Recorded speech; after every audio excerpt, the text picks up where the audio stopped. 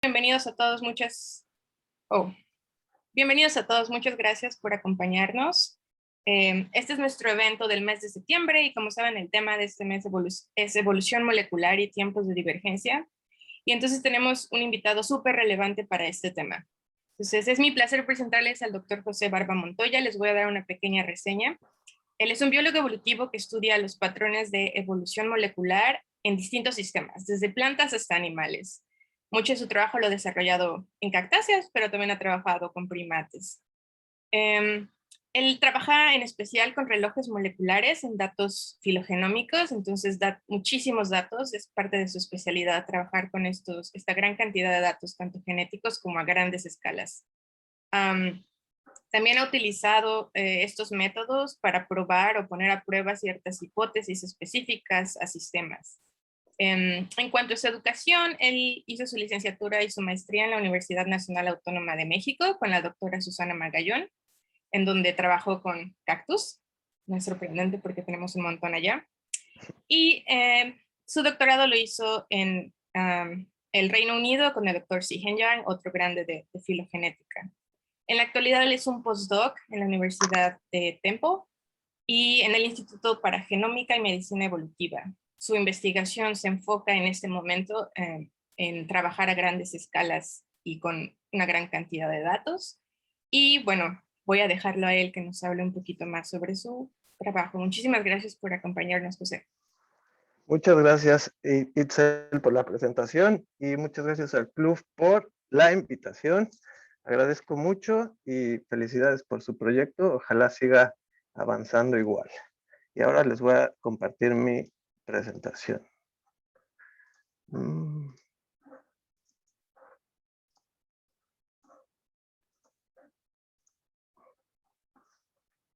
Ok, la plática, el título de la plática es En busca de una escala de tiempo precisa del árbol de la vida y voy a hablar básicamente de estudios realizados en el doctorado y lo que llevamos del postdoctorado. Bueno, la estructura de la plática va a ser inicialmente una introducción en donde se va a explicar mis intereses de investigación, aunque ya fueron comentados por Itzel. Y también después les voy a dar, perdón.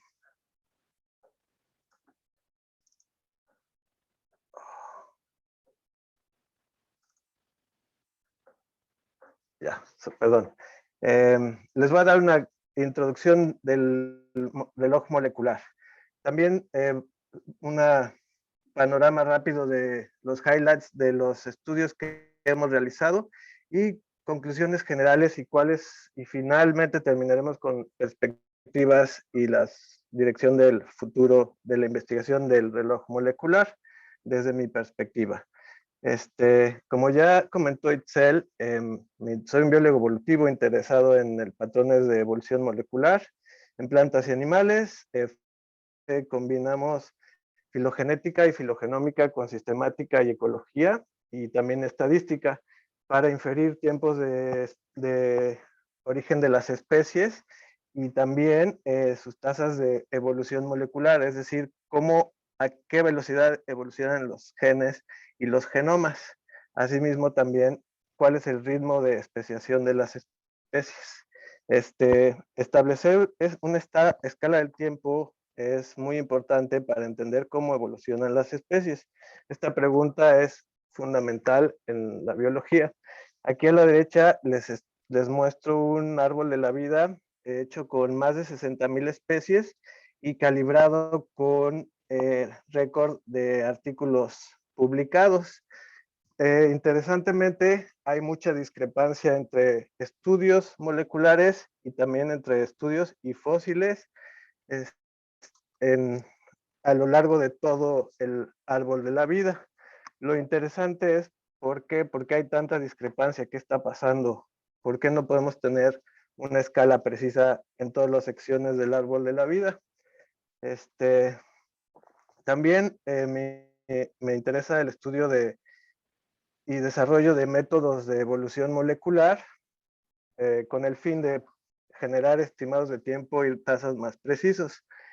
Y con esto mismo utilizamos datos genómicos de escala, de a gran escala para investigar hipótesis evolutivas, es decir, relaciones filogenéticas y así.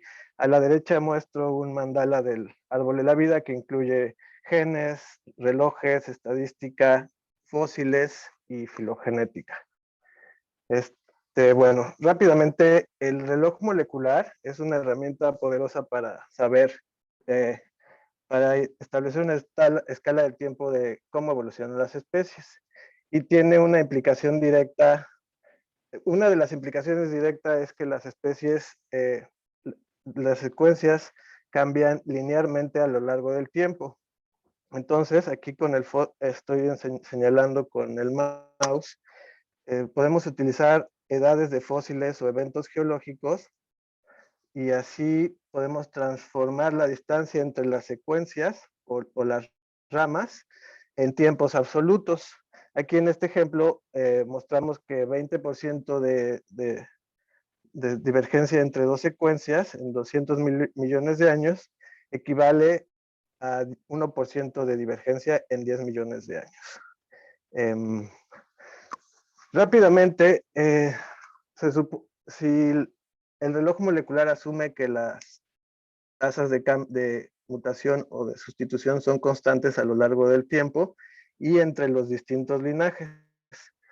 Si esto pasa, decimos que el reloj molecular se mantiene o es constante. El problema es que para especies muy distanciadas relativamente, esta hipótesis no debe ser asumida. Aquí nada más muestro cómo cuando existe el reloj molecular, los parámetros que se miden es T1 y T2, donde son iguales en tiempo. Pero cuando no hay reloj, se tiene que medir las ramas B3, B1 y B2. Y estas pueden ser diferentes en longitudes. Rápidamente, ha habido mucha teoría y mucho desarrollo de modelos para mejor reflejar esta diferencia entre tasas. Los más famosos son evidentemente el constant rate, el cual es el modelo que ahora se usa muchas veces como hipótesis nula, y también comúnmente se utilizan el autocorrelated rates e independent rates. Aquí vemos cómo las tasas varían de forma autocorrelacionada y aquí independientemente. Rápidamente, ¿cómo funciona la estimación bayesiana de tiempos de divergencia? Bueno, los tiempos y tasas de divergencia consideran incertidumbre en los fósiles, incertidumbre en las tasas e incertidumbre en las longitudes de las ramas de los árboles filogenéticos. ¿Cómo se incorporan los fósiles en las filogenias? Bueno, los paleontólogos generan edades mínimas para los fósiles generalmente. También algunas veces, aunque es más difícil, edades máximas, que es cuánto el fósil no puede ser más viejo de tal edad. Generalmente las edades máximas son más escasas que las mínimas. Y también se hacen combinaciones de mínimas y máximas para entonces meter los nodos dentro de un intervalo. A la derecha se muestran muchas formas de aplicar las calibraciones en las filogenias. Ahora voy a hablar rápidamente de qué modelos se utilizan para la heterogeneidad de tasas. Y el modelo más famoso o el preferido de muchos biólogos es el modelo de tasas autocorrelacionadas, en donde se dice que a lo largo del tiempo la varianza en las tasas, en la heterogeneidad de tasas va aumentando. Y esto favorece, es sensible para heterogeneidad de tasas. Y hay otro modelo también muy famoso, aunque no es favorito, porque tiene sentido biológico en el que las tasas de evolución son similares entre linajes cercanos, que tiene sentido, pero entre linajes muy separados, pues puede que la correlación sea menor. Y en este caso, este modelo dice que todas las tasas son independientes a lo largo de todo el árbol, que no tiene mucho sentido biológico, sin embargo, en la práctica, muchos datos, datasets, tienen este tipo de tasas. Y aparte de estos métodos bayesianos, que son muy costosos computacionalmente, porque toman muchos días para datos genómicos, hay otros métodos que se llaman métodos rápidos, como la verosimilitud penalizada, cuadrados mínimos y la tasa de relaciones relativas. Eh, Estos métodos son generalmente utilizados para datos genómicos de muchísimos genes y muchas especies. Hablando de la discrepancia entre relojes moleculares y el registro fósil, un ejemplo claro es el origen de las plantas con flor, que para Darwin era llamado el misterio abominable de cómo en un periodo tan corto las plantas con flor dominaron la Tierra, porque el registro fósil dice que tienen 130 millones de años.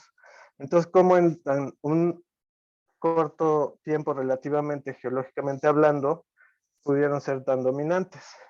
Esta pregunta de Darwin ha sido llamada ahora el misterio abominable. Pero básicamente se relaciona al origen de las plantas con flor. Siguiendo esta pregunta, nosotros hicimos un estudio en el que utilizamos muchas diferentes calibraciones y también un conjunto de datos muy grande con muchas calibraciones y genes. Utilizamos 700 especies y 52 calibraciones. A la derecha es el árbol de máxima velocidad, a la izquierda, y a la derecha es nada más un árbol que muestra las calibraciones utilizadas. Entonces estábamos interesados en analizar cuál era el efecto de las diferentes estrategias, porque diferentes grupos de investigación proponen diferentes puntos de calibración o estrategias de calibración para el origen de las plantas con flor. Nosotros analizamos 5 estrategias basadas en previos estudios y también nuevas ideas. De aquí nada más es importante mencionar que el prior de calibración tiene un efecto o puede tener un efecto importante en los resultados de estimación. Aquí, como pueden ver, la calibración, las rayas negras, es un uniforme, y con la estrategia B, el prior se va hasta el final. Entonces el prior no refleja la calibración, lo cual produce acá en el fondo datos estimados de tiempo muy, muy viejos. Entonces es importante evaluar este tipo de cómo funcionan los priors para generar estimados de tiempo. Aquí, hablando de eso mismo, analizamos muchos diferentes priors y modelos de especiación, y encontramos que básicamente lo que más tiene efecto es el modelo de deriva génica, o sea, correlacionado o independiente, y también la estrategia de calibración sobre otros diferentes priors que analizamos. Y luego también, importante aquí, hicimos un análisis base factor para investigar qué tipo de reloj era el más conveniente para las plantas. En este caso, el modelo independiente es el más conveniente. Y aquí a la izquierda mostramos una gráfica, porque algunas de las explicaciones que se dan para que los datos moleculares sean más viejos que los fósiles en plantas es que las tasas de sustitución son extremadamente altas para las plantas con flor, aunque aquí demostramos que no, porque la distribución está dentro de la distribución de cualquier otra planta dentro del conjunto de datos. Finalmente hicimos una escala de tiempo para las plantas con flor basada en 5 estrategias, y suponemos que el origen de las plantas con flor no fue exactamente cuando el registro fósil, sino es un periodo de tiempo mucho mayor en el que a lo mejor linajes troncales fueron evolucionando y en algún momento dieron lugar a las angiospermas, aunque coincide con la radiación en el Cretácico alrededor de ciento y cacho millones de años. Después hicimos otro análisis, otro estudio para comparar analíticamente cómo funcionan las calibraciones y cómo cuando uno especifica los datos, el tipo de calibraciones, cuando se multiplican entre todas, producen densidades que no son las indicadas.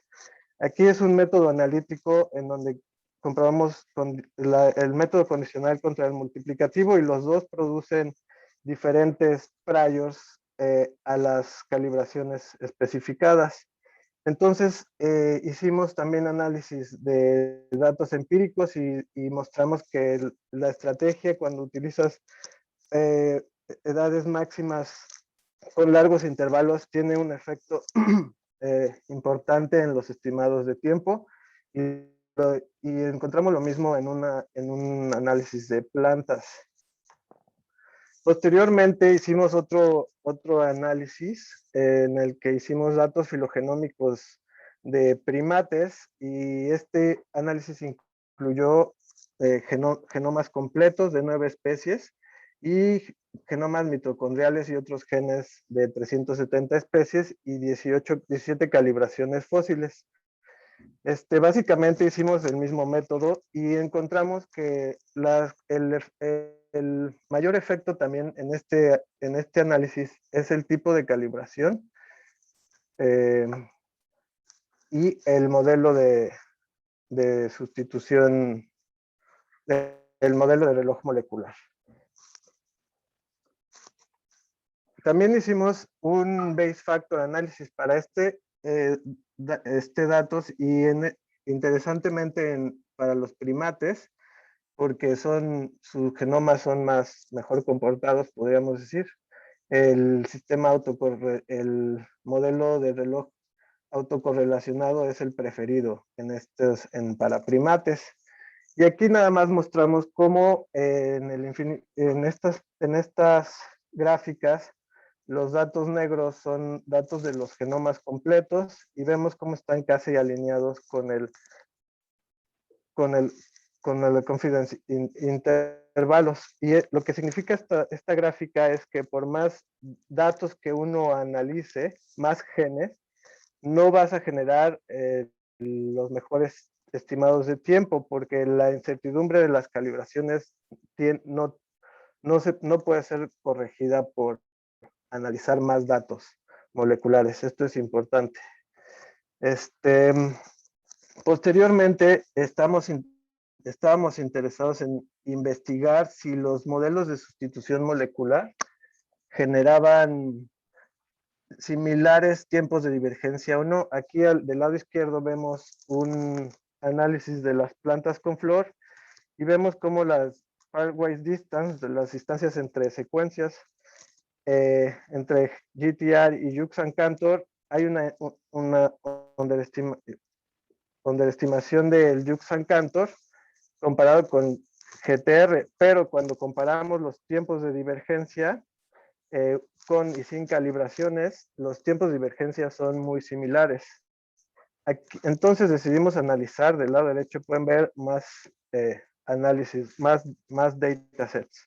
Y encontramos el mismo patrón, como hay una underestimation del modelo simple para las distancias entre secuencias. Entonces hicimos el análisis y vemos el mismo patrón que en plantas, tiempos similares entre modelos complejos y simples de sustitución molecular y encontramos que obviamente utilizar calibraciones ayuda a estimar tiempos de divergencia mejores. Y aquí estamos viendo algo que es importante. Cuando tenemos un mayor número de secuencias, la varianza o la diferencia también entre modelos es menor. Entonces, cuando tenemos pocas secuencias, es más importante hacer una selección de modelo, pero cuando tenemos muchísimas, digo, siempre es importante, pero generalmente van a producir resultados muy similares. Posteriormente continuando esta investigación, todos estos modelos son basados en dos hipótesis, son basados en dos hipótesis, en la estacionalidad y en la irreversibilidad del tiempo. El modelo GTR, que es muy típicamente utilizado para fechación molecular, considera transversiones y cambios entre diferentes tipos de aminoácidos, entre diferentes tipos de nucleótidos. Pero estos modelos requieren que el cambio entre una base I y una base J sea igual que el cambio de la otra dirección. También este método asume que aquí vemos del lado derecho que las tasas son constantes a lo largo de la filogenia, pero en realidad generalmente no es el caso. Entonces queríamos ver si esto tenía un efecto en la estimación de tiempos de divergencia. La mayoría de hicimos un análisis de 140 estudios, la mayoría de ellos utilizan el modelo GTR, que asume reversibilidad y estacionalidad. Para esto simulamos varios conjuntos de datos bajo diferentes relojes moleculares y diferentes modelos de sustitución para analizar si estas violaciones iban a tener un efecto. Encontramos que violar la assumption de time reversibility no tiene tanto efecto como, por ejemplo, la no estacionalidad en las tasas de sustitución. Aquí vemos cómo en realidad en estas dos gráficas de la derecha, de la gráfica a la izquierda, las dos de la derecha muestran una mayor distribución de error. Asimismo vemos, pero vemos que las de no estacionalidad producen mayores errores, alrededor de 15% de error. Entonces es importante considerar si nuestros datos son no estacionarios o no y ver qué tanto afectan nuestros estimados de tiempo. Y aquí nada más vemos cómo utilizar calibraciones, mejoró los estimados de tiempo. Entonces también es importante, con calibraciones podemos disminuir estos efectos. Y aquí nada más es para saber cuántos de los intervalos de confianza, cuántas veces tuvieron el estimado correcto en sus intervalos de confianza, y vemos que el bayesiano casi 100% y real time no siempre. ¿Por qué? Porque en el método bayesiano tenemos la capacidad de poner conocimiento a priori y real time no tiene esa capacidad. Por lo tanto, si los conocimiento a priori es correcto, podemos generar muy buenos estimados de tiempo. Sin embargo, si el conocimiento no es muy correcto, podemos generar muy malos estimados de tiempo. Real time no necesita priors, entonces funciona de otra manera. Bueno, el siguiente queríamos analizar si juntar especies, vamos a decir, datos de especies con datos de poblaciones, tenía un efecto también en el estimado de tiempo. ¿Por qué? Porque cuando tenemos poblaciones, las ramas son muy cortitas entre las diferentes puntas del árbol. Y cuando no tenemos poblaciones o especies más divergentes, las ramas son mucho más largas. Los dos tienen diferentes tipos de problemas. Ramas largas producen mayor incertidumbre, pero también ramas cortas producen mayor varianza. Entonces queríamos saber si combinar este tipo de datos, que pasa mucho en biología, tenía un efecto y cuál sería la mejor manera de combinarlos o qué tipo de players utilizar o qué modelos. Básicamente encontramos que el método de coalescencia es el más conveniente generalmente porque produce estimados de tiempo mucho más eh, exactos o más precisos. Y sin embargo, por otro lado, el modelo Joule, aquí el rojo, en algunos casos produce mucho mayor error. El modelo Joule está basado solo en especiación, no considera extinción. Entonces, esto puede tener un efecto negativo en el tiempo de estimación. Posteriormente hicimos otro análisis porque, como les comenté, hay métodos que combinan datos moleculares con morfológicos, y aquí nada más queríamos saber si combinar este tipo de datos generaba tiempos de divergencia correctos o incorrectos, porque hay muchos modelos que utilizan este tipo de datos. Lo que vemos aquí es que las ramas, la correlación entre las ramas de máxima verosimilitud entre datos moleculares y morfológicos es muy, muy baja en 3 datos analizados. Muy, muy baja la correlación. Sin embargo, encontramos que la correlación en tiempos de divergencia es mucho mayor. No, la pregunta es ¿por qué? ¿Por qué si las ramas de máxima verosimilitud son tan diferentes, los tiempos de divergencia producen mayor correlación? También asimismo hicimos un análisis y encontramos que anteriormente encontramos que el modelo de utilizar modelos que separan la estimación de ramas para morfológicos y moleculares es conveniente para este tipo de análisis. Y aquí lo que vemos es que hay una gran correlación. Sin embargo, por base factor, un modelo que separa las ramas también es preferido. La explicación de por qué por qué la correlación es mucho mayor en tiempos de divergencia y no en ramas de máxima verosimilitud es debido al not to tip distance, que cuando hay mayor, la distancia del not to tip distance lo que hace es que las diferencias entre las diferentes ramas es reducido automáticamente por el método, y también por vamos a decir, una sumarización. Todas las diferencias se reducen a una media, a un min, entonces los tiempos de divergencia son mucho más correlacionados. Y encontramos que en general, cuando tienes más ramas o más especies, es favorable porque hay mayor sumarización de las diferencias. Entonces, sí, básicamente fue la explicación de por qué. Posteriormente decidimos hacer un nuevo modelo para generar modelos de ramificación de los árboles. Aquí vemos como un modelo plano y un modelo inclinado hacia un lado producen diferentes formas de árbol.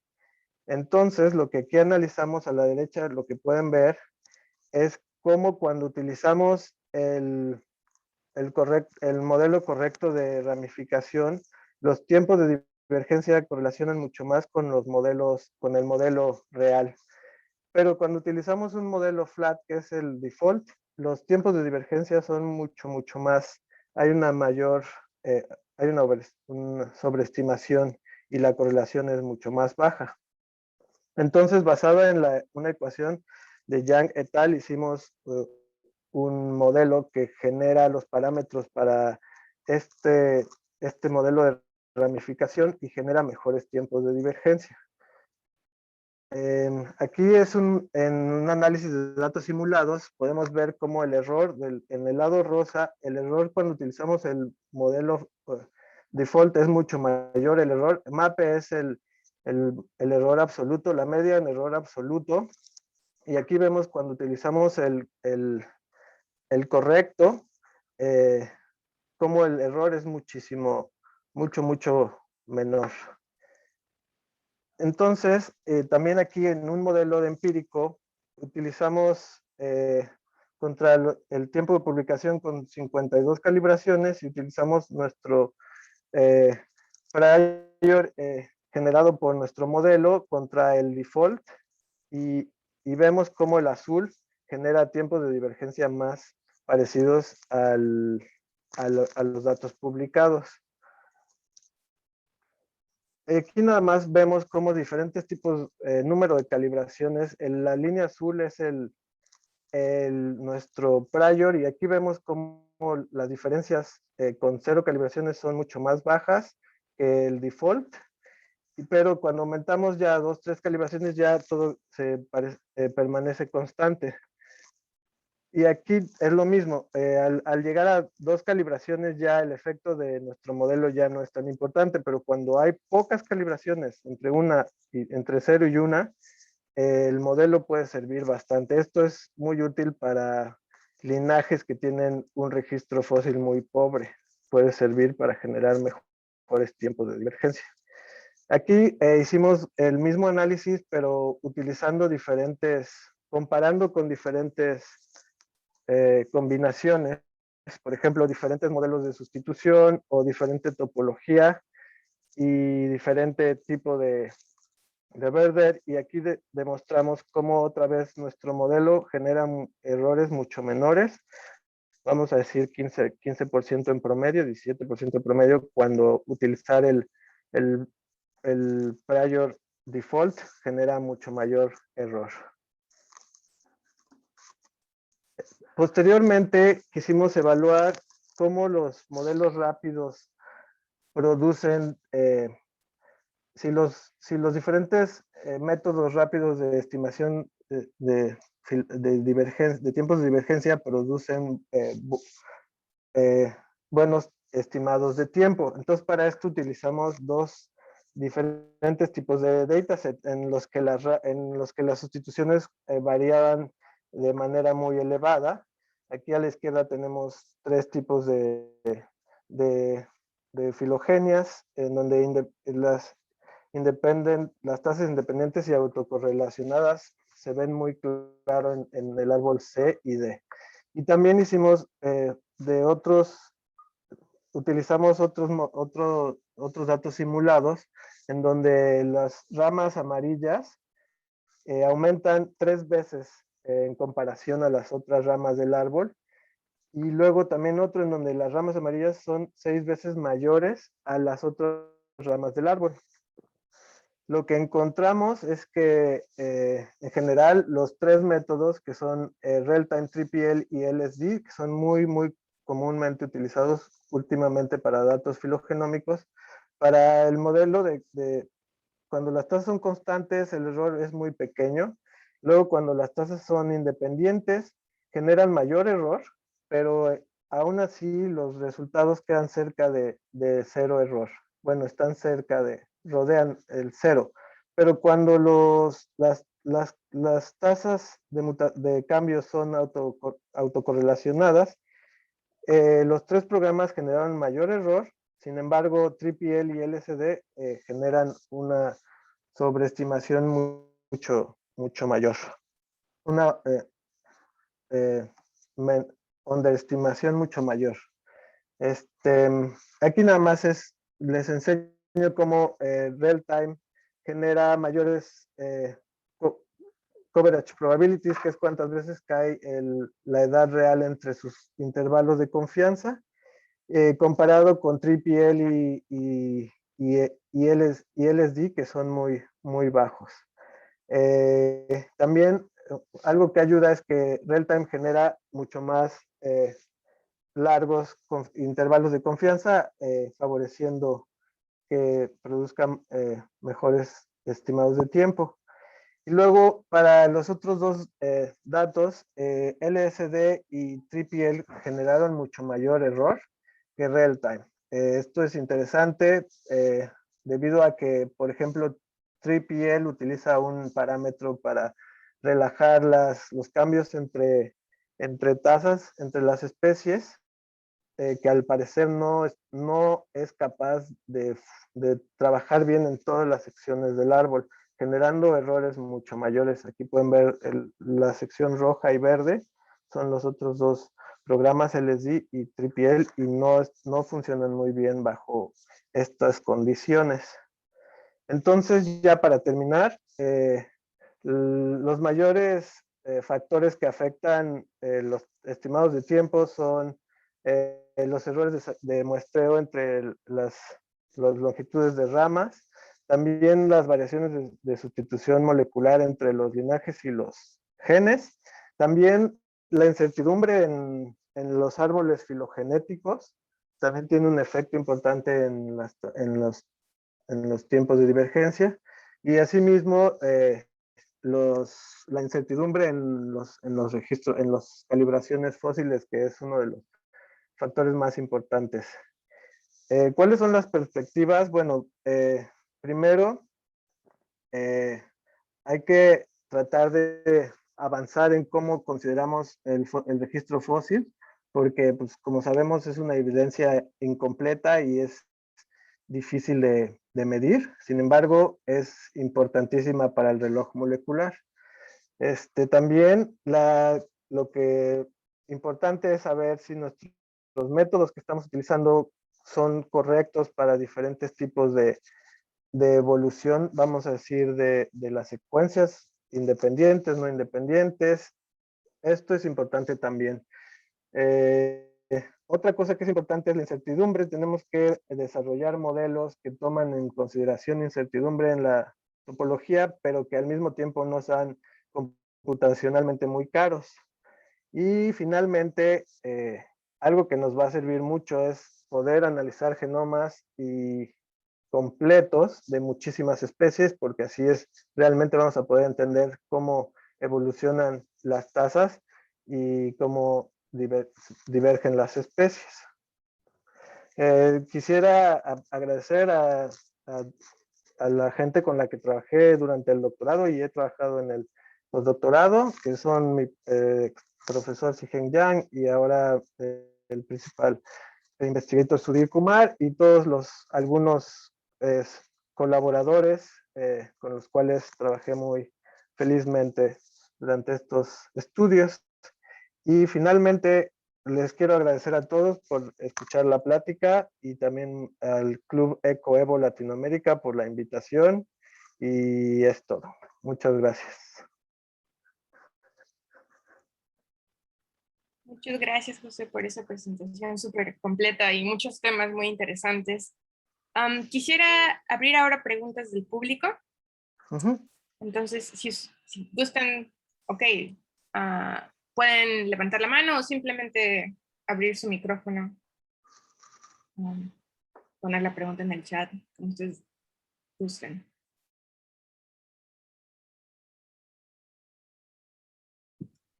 Yo tengo una pregunta un poco general. Hola, José, ¿cómo vas? Hola. Ya pude hablar, tenía Qué bueno. problemas antes. Está súper, en general se ve muy interesante todo lo de las estimaciones y de cómo es el flujo de trabajo, de cómo estimar los modelos y todo. Me imagino que hay ciertas recomendaciones generales como que se podrían tener para cualquier tipo de análisis filogenético que podrías recomendar así. Claro. Primero que nada, ver qué tipo de datos tenemos, si son muy grandes o muy pequeños, para saber qué modelo vamos a utilizar. Y también vamos a tener que pensar en nuestras capacidades computacionales, si tenemos supercomputadoras o computadoras muy pequeñas o poco tiempo. Eso es importante. Aunque, sin embargo, si queremos, si estamos enfocados únicamente en estimar el tiempo, pues los recursos deben estar puestos ahí. Pero generalmente la estimación de tiempo no es un punto primordial de las investigaciones en biología, es una parte complementaria. Entonces, en ese caso, no puede uno invertir mucho tiempo o computaciones. Entonces, lo que hay que hacer es tratar de investigar si si podemos utilizar el bayesiano, va a ser muy bueno porque podemos utilizar nuestro conocimiento a priori y saber si nuestro conocimiento es correcto o no. O en ese caso, podemos intentar bayesianos cuando tenemos 200 especies, 300 especies y datos filogenómicos, no muchas particiones. El problema ahí es evaluar priors y todo se convierte en muy lento. Entonces, en ese caso yo haría un pequeño subset de mis análisis, haría los análisis de priors y todo eso, y posteriormente ya con el dato grande haría el análisis completo bayesiano. Paralelamente, haría análisis con métodos rápidos de fechación, porque también puedes ir viendo patrones en paralelo con el análisis completo, y eso puede servir mucho.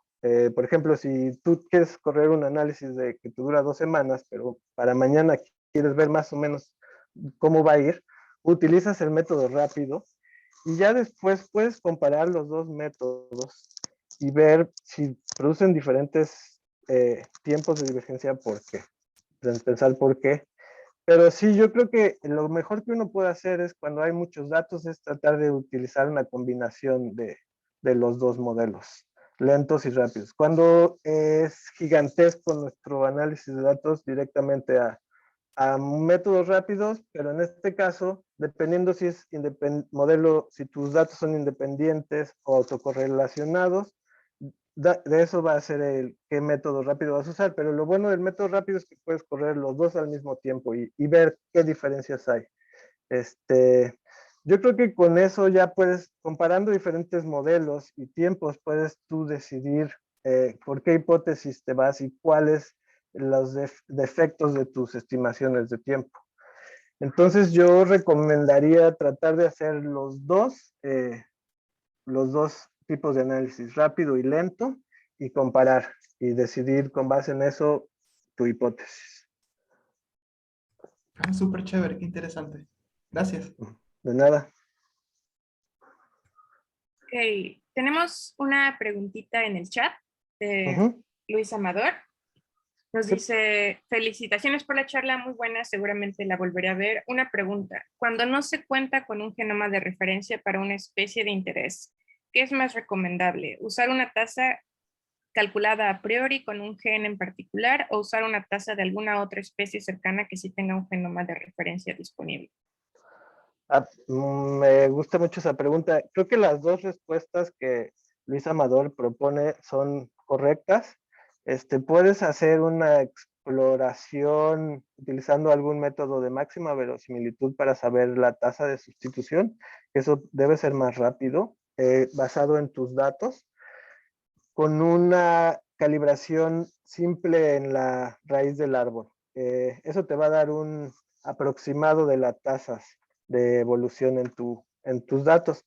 Y la otra que también es muy buena es utilizar las tasas de un linaje cercano al que uno quiere trabajar. De cualquier forma, lo bueno de los sistemas bayesianos es que te van a producir un valor de verosimilitud por uno o el otro conocimiento a priori que uno pone. Y con base en eso podemos ver cuál de los dos produce mayor verosimilitud o se acerca más a la distribución del prior con la posterior. Entonces, creo que las dos son buenas, las dos maneras de resolverla son correctas.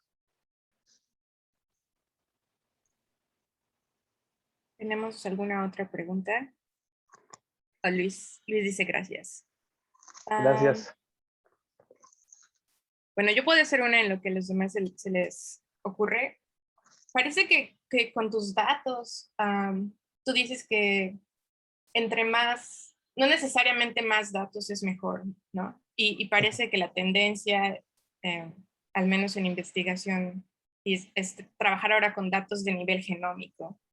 Entonces, mi pregunta es, ¿por qué estamos yendo hacia un esquema que favorece trabajar con datos genómicos cuando realmente parece que no afina nuestras calibraciones en este caso? Sí. Y, No, y eso, porque también por la otra cosa que discutiste, me parece que es más importante tener mejor representados a los grupos, o sea, más terminales y menos datos, ¿no? Entonces, un poco que nos cuentes Sí. por qué es esa tendencia y Sí. Es que lo que pasa con los datos genómicos es cuando juntas muchos, es muchísima información. Y dentro de esa información, desde lo que yo veo, se pierde.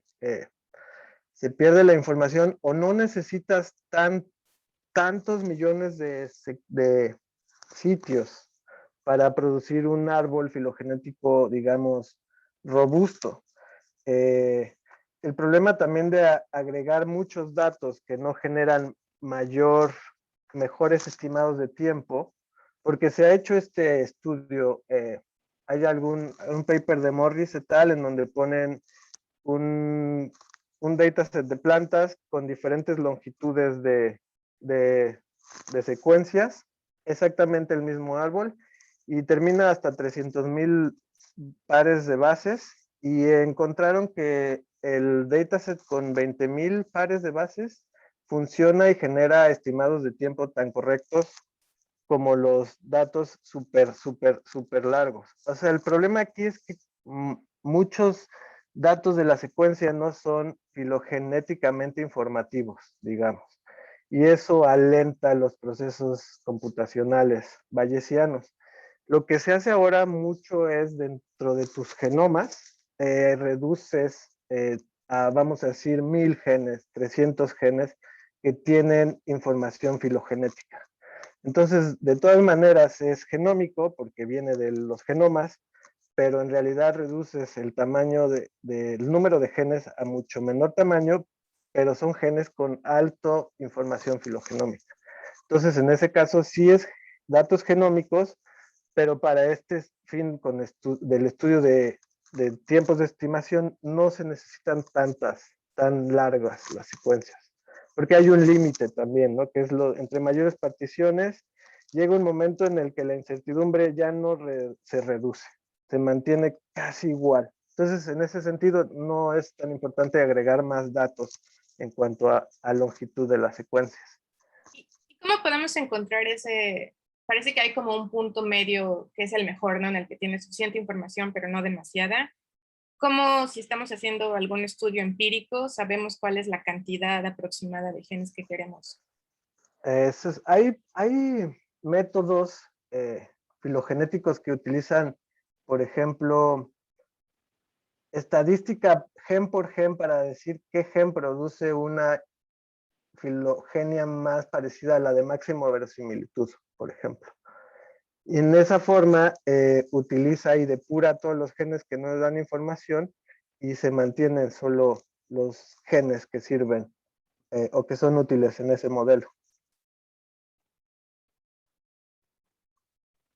Ok, muchas gracias. Tenemos una pregunta en el chat de Daniel.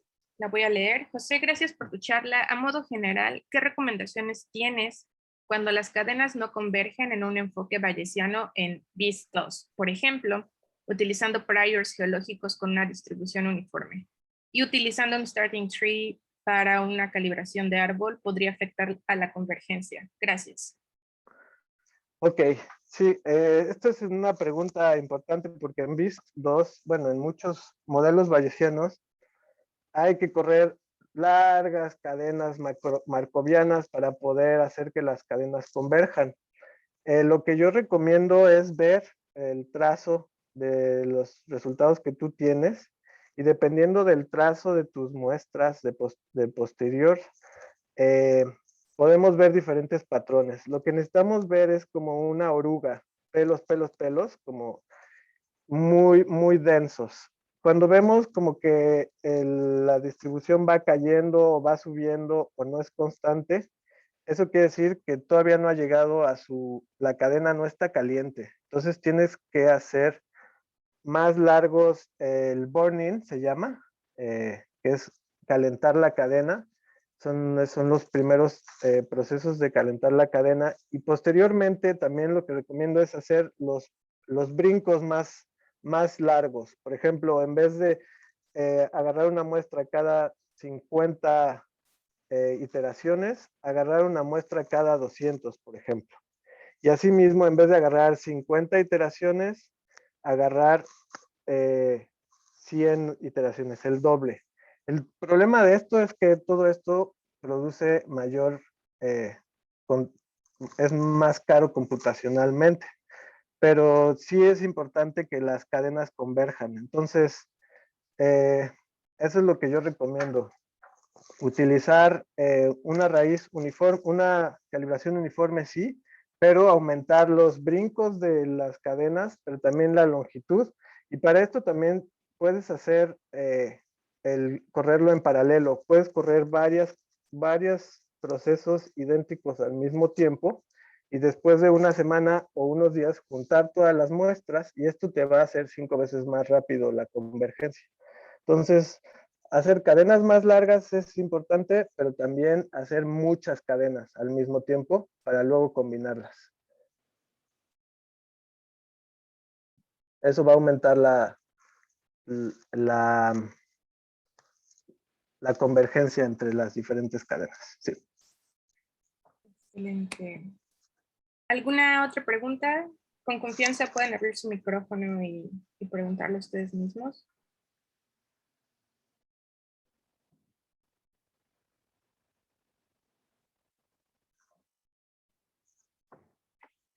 ¿No?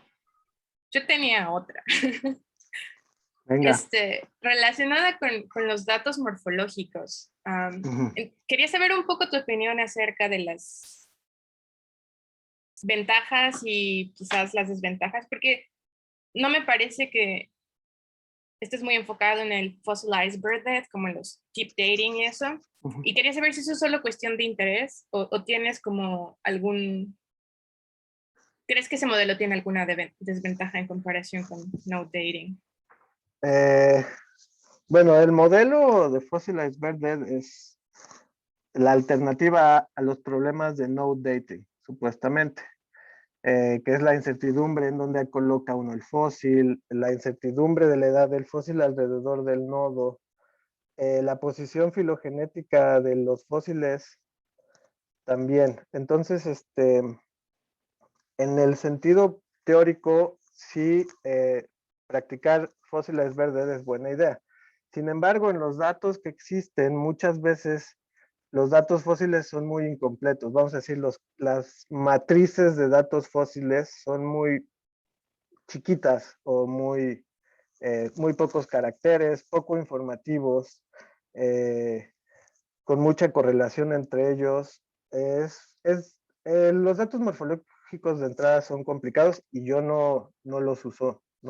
Entonces, en ese sentido no puedo decir mucho, pero lo que sí pasa es que cuando utilizamos los caracteres combinados con los moleculares, lo que se han dado cuenta es que produce estimados de tiempo más viejos.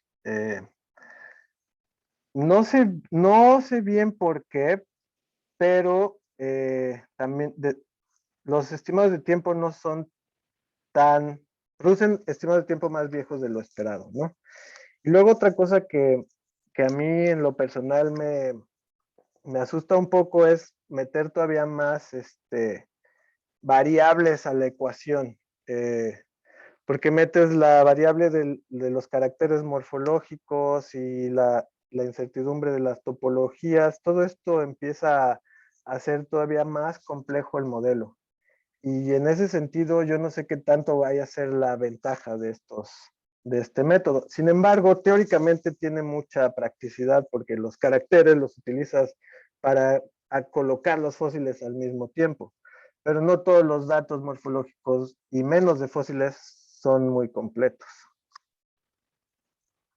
Pero sin embargo, creo que es buena idea si tienes tu matriz de datos morfológicos por ahí y la quieres combinar, siempre es buena idea ver qué genera, porque a mí me gusta mucho esa teoría de poder combinar en teoría los datos morfológicos con moleculares, porque debieran de haber una correlación, ¿no? Debiera en teoría haber una correlación. A lo mejor los datos que utilizamos no son los mejores, a lo mejor habrá que utilizar genes que codifican específicamente para los caracteres de tu matriz.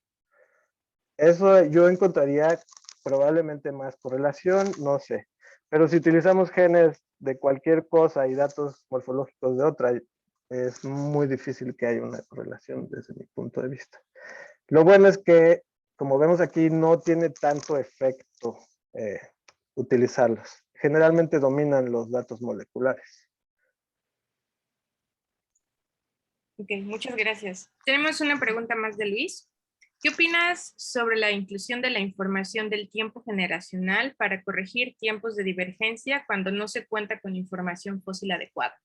Es también muy práctico. Es justo, hay investigadores que están tratando ahora de utilizar, en vez de fósiles y calibraciones fósiles, tiempos generacionales para calibrar los árboles, eh, los tiempos de divergencia. Y creo que esto es muy útil cuando tenemos también datos genómicos, porque podemos hacer estilo coalescencia y utilizar tiempos generacionales y ver la edad de los genes o de las secuencias que estamos utilizando.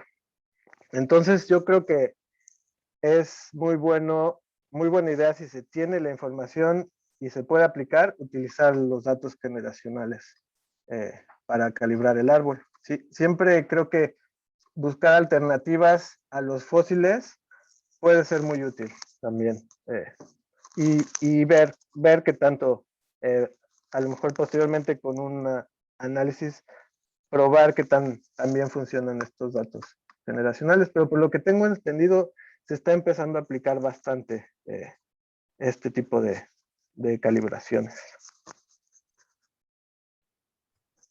Yo tengo una preguntita ahora que tocaste el tema sobre alternativas a fósiles. Uh -huh. Por ejemplo, ¿qué tan confiable sería utilizar análisis de, por ejemplo, imagina que hay un análisis de estimaciones de tiempos de divergencia de una familia de plantas, pero pero tu especie de interés está dentro de esa familia, pero fue utilizada para calibrar ese árbol. Uh -huh. ¿Qué tan confiable sería, por ejemplo, utilizar esa información como para calibrar tu propio análisis? Se utiliza mucho, es lo que le llaman la calibración secundaria, basada en estudios y estimadas por otros datos. Se utiliza muchos. Yo creo que es una buena idea si no tienes ningún fósil, si no tienes nada, es mejor que nada, definitivamente. Aunque hay algunos artículos que proponen que es un error, porque si tu calibración lleva incertidumbre o error, al hacer la secundaria este error se va a multiplicar. Entonces tus tiempos de divergencia van a ser no útiles.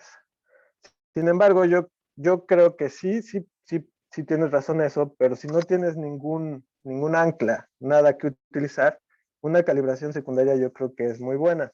Aparte de eso, si vas a utilizar el método bayesiano, puedes utilizar diferentes priors, utilizarla más cerrada, más abierta y ver cuál es el efecto.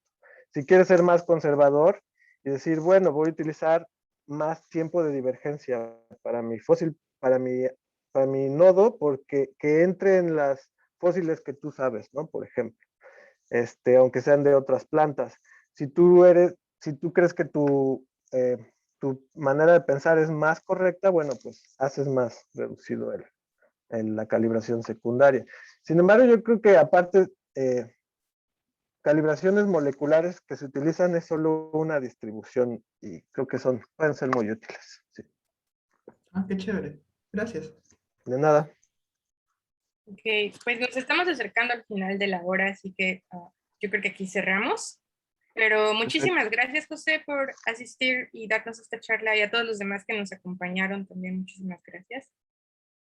Muchas gracias a ustedes por la invitación y gracias a todos los que vinieron a la plática. Y la próxima me va a tocar a mí participar desde el otro lado. Sí, claro, y en esa nota les recordamos que por favor chequen los eventos, tenemos eventos planeados para el resto del año, visiten nuestra página, el Slack, aprovechen este espacio que es suyo, chicos, así que muchísimas gracias a todos y vamos a colgar la plática en internet. Muchas gracias. Gracias a todos. Muchas gracias.